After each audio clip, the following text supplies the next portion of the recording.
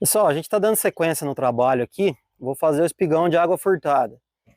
Basicamente, é o mesmo processo do espigão convencional que a gente costuma fazer, porém tem alguns detalhes que mudam na água furtada. E eu quero explicar isso para vocês hoje, detalhar isso para vocês. É um vídeo que poucas vezes a gente falou sobre isso, então um assunto bem interessante. Eu peço a vocês que acompanhem esse vídeo junto com a gente. Se possível, deixa o like ao final do vídeo, sempre para apoiar o nosso canal, deixar seu comentário. Isso motiva muito a gente a trazer o conteúdo e sempre estar evoluindo o nosso conteúdo, levando aquilo que vocês precisam no dia a dia de obra. Afinal de contas, a nossa intenção é sempre ajudar. O que eu tenho aqui? Eu tenho uma água furtada aqui num ângulo de 90 graus. Então, meu frechal aqui forma um ângulo de 90 graus. Para eu encontrar o ponto da água furtada lá na cuminheira, eu preciso calcular quanto que eu tenho que levar essa água furtada para trás ali, qual que é a medida que eu preciso colocar. O que eu fiz aqui, ó? Peguei a parte de fora do meu frechal, coloquei uma linha. Na parte de fora desse frechal aqui, a gente vai tirar a medida lá do outro lado. Então eu vou achar o centro, para poder encontrar o eixo exato dessa tesoura. É o eixo da cuminheira, na verdade, mas para poder detalhar para vocês o que é o processo. Então, peguei a linha aqui, pego a trena, meço. No caso aqui, vamos pegar do lugar exato aqui, ó. Considerando a parte de fora do frechal, tá vendo? 4,61. Aí aqui na cuminheira, ó, eu achei a aprumada da linha lá. Então, aqui no eixo da cuminheira, é o eixo da minha linha aqui, ó. Que seria o frechal indo lá do outro lado. 4,61 que eu tenho, a gente divide ele ao meio, vai dar 2,30,5. Então, desse ponto aqui, eu tenho que levar 2,30,5 lá, é o eixo da minha peça de água furtada. Então, a gente mede isso aqui, ó.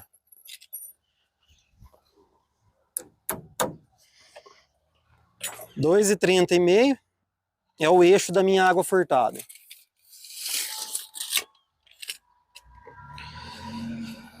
Porém, o que eu preciso achar aqui? Eu preciso achar a face para poder fazer os encaixes necessários. Então, daqui do eixo, eu vou pegar o 45 do esquadro aqui, vou voltar, ó. E desse risco do eixo eu vou dividir 2,5 para cada lado, que normalmente a peça tem 5.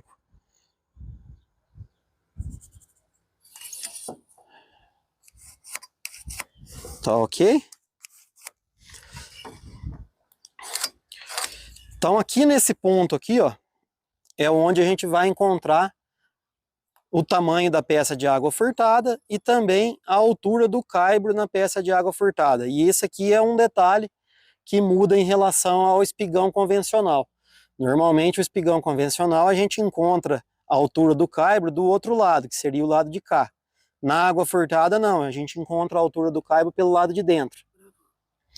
Aqui na parte de baixo eu tenho que fazer o mesmo processo, ó. Acho o eixo, coloco 2,5 para um lado, 2,5 para o outro e traço o 45 aqui, ó.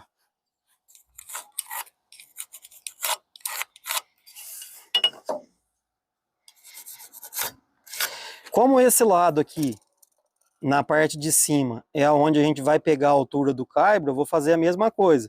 Então eu vou pegar a medida da minha peça de água furtada nesse canto aqui, ó, no canto de fora, desse lado de dentro aqui, para que a gente pegue a medida do mesmo lado e não fique uma medida cruzada.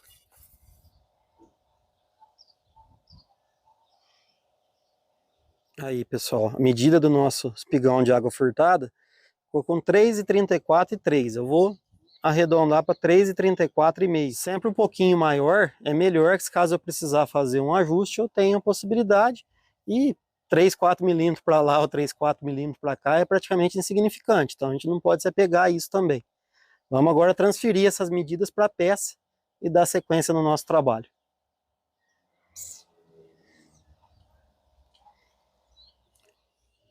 O meu beiral ali, ó, ele é de laje, então não tenho uma ponta que precisa ficar necessariamente acabada ali, porque ela não vai aparecer, ela vai ficar escondida pelo lado de dentro. Então eu vou deixar do eixo aqui, ó, 65 para poder sair com a marcação. Então esse 65 aqui é representando o beiral que eu tenho aqui. Cada um deixa na medida que precisa no seu caso aí.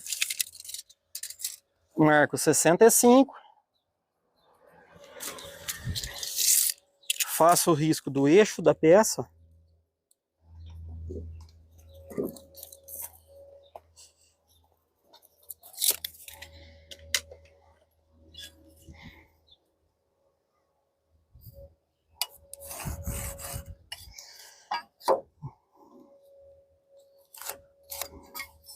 Marco um 45 para cada lado. Agora eu vou tirar a medida, quanto que dá o tamanho aqui, ó. Tá dando 7,5. Eu gosto sempre de colocar justo. Se precisar, eu faço um ajuste no formão, para que o encaixe não fique aberto.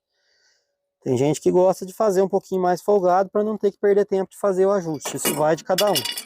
Volta aqui, esquadro. Repito a mesma coisa aqui, ó.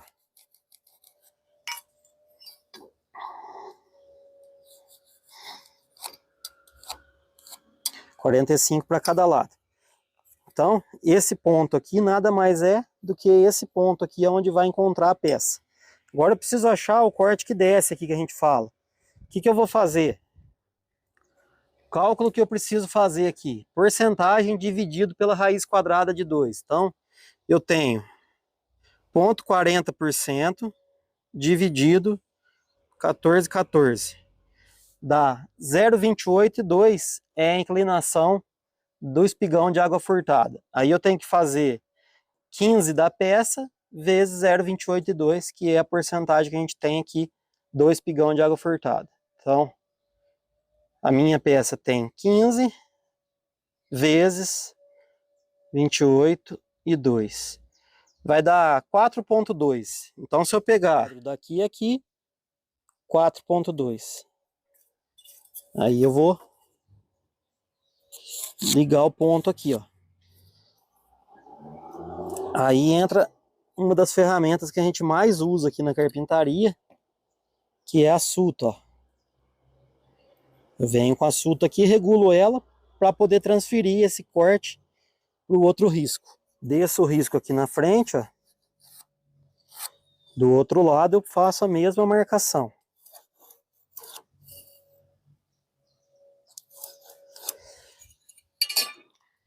Esse corte que desce aqui é a mesma coisa do espigão. O que muda em relação ao espigão?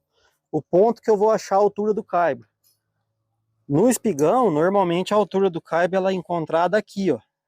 Na água furtada não, ela é encontrada aqui na face de fora, que no caso é aqui, ó. Porque a cruzeta aqui que a gente chama, ela fica ao contrário.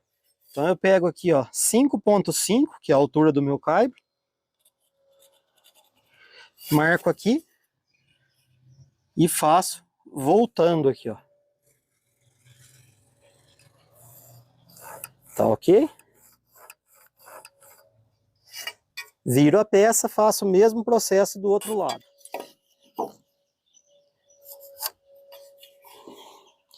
No caso, pessoal, a gente começou marcando pela parte de cima, mas eu preciso dessa marcação na parte de baixo, porque tudo isso daqui é o que vai sair para poder formar o encaixe, tá vendo? Então o corte a gente faz ele pela parte de baixo, a marcação a gente começa pela parte de cima. Virei a peça, coloco desse outro lado a mesma coisa, ó. 5,5 aqui, venho com o esquadro aqui no caimento do espigão, faço a marcação. Então vai sair isso aqui, ó. Do outro lado a mesma coisa. Para a gente poder achar o tamanho dele ali, conforme a gente falou, é aqui, ó. Então eu vou puxar a trena aqui, ó, como se fosse o lugar que pegou aqui no prego.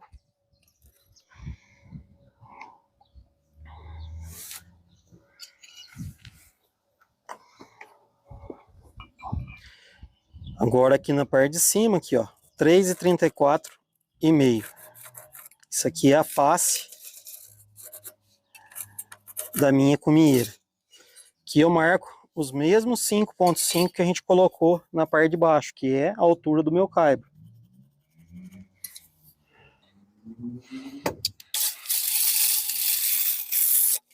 Aqui eu já vou marcar o assento do caibro, conforme a gente fez na parte de baixo.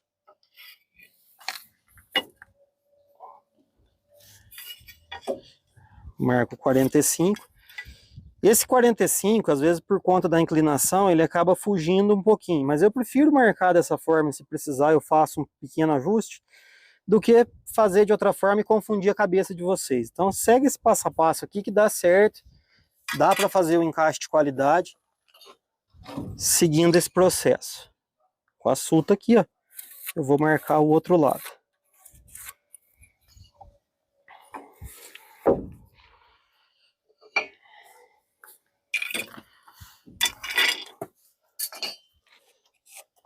Vou marcar aqui, ó, a espessura da peça da cumieira.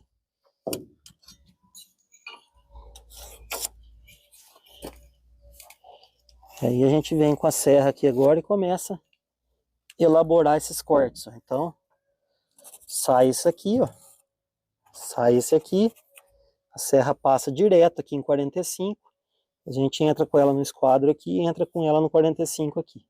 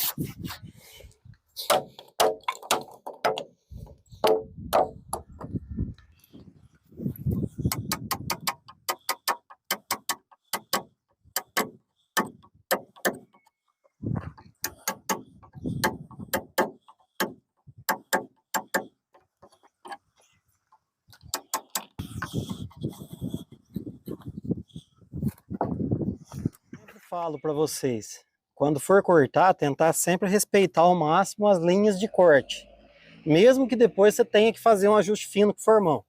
Vocês observem aqui, ó, que eu até passei um pouquinho demais com o serrote. O interessante é que o serrote pare no alinhamento do risco. Todos os cortes eles são riscados para que a gente respeite o risco. Então tem que tomar cuidado sempre com isso e não ter preguiça de deixar para fazer um ajuste final. Se for preciso, você tira um pouquinho depois, você vai ter sempre um sucesso maior nos seus cortes. Agora a gente vai tentar pôr a peça aqui, pausar o vídeo um pouquinho, que sozinho para colocar é complicado. E aí a gente ajustando a peça eu já mostro para vocês como vai ficar o resultado. Aí pessoal, sempre falo para vocês em relação ao erro, né? Tô marcando a peça aqui, ó. Expliquei tudo para vocês, fui colocar a peça, ficou 10 maior, ó. Porque eu coloquei 3,44,5 ao invés de 3,34,5, que era a medida exata que a gente tinha medido. Então, às vezes a gente quer levar a informação e a gente acaba se perdendo. Por quê? Porque a cabeça tem que estar sempre concentrada no serviço. E aí, no nosso caso aqui, a gente está fazendo o vídeo, tentando buscar sempre a melhor imagem para vocês e fazendo o trabalho ao mesmo tempo. Muitas vezes a gente acaba se perdendo nas medidas. E eu erro na maioria das vezes por isso, porque eu tô com muita coisa na cabeça. E dessa vez, graças a Deus, a peça ficou maior, então eu vou apenas cortá-la no tamanho exato aqui e encaixar ela. Agora, se ela fica menor, é o que eu sempre falo para vocês, seja responsável pelo seu erro, compra outra peça, coloca no lugar, resolve o problema. Infelizmente é assim que funciona, já errei várias vezes e vou continuar errando, porque se Deus quiser, eu vou continuar fazendo, então só erra quem faz.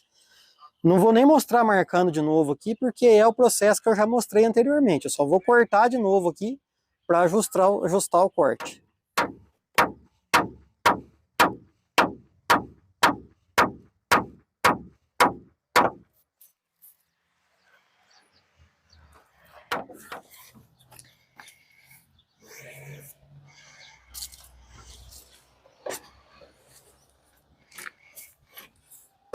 Ajustamos o corte aqui, ó. Vocês observam que ficou um pouquinho aberto na parte de cima.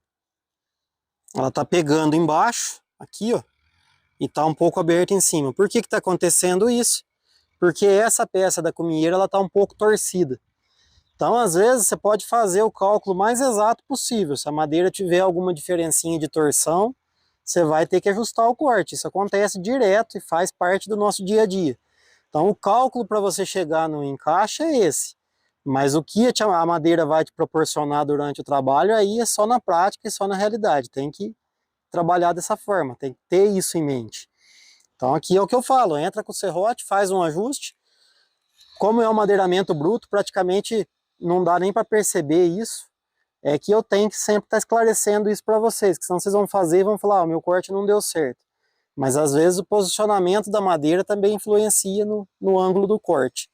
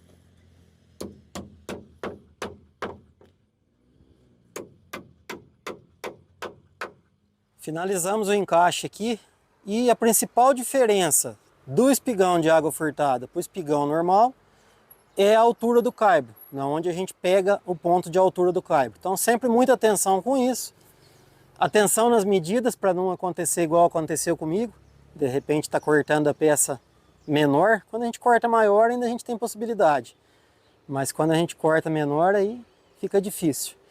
Mas o vídeo que eu queria trazer para vocês foi esse. Espero que tenha sido um conteúdo útil para vocês. Se Deus quiser, daqui a uns dias a gente traz esse telhado concluído. Muito obrigado pela presença mais uma vez. Que Deus abençoe o lar e o trabalho de cada um sempre. Até o nosso próximo vídeo, se Deus quiser.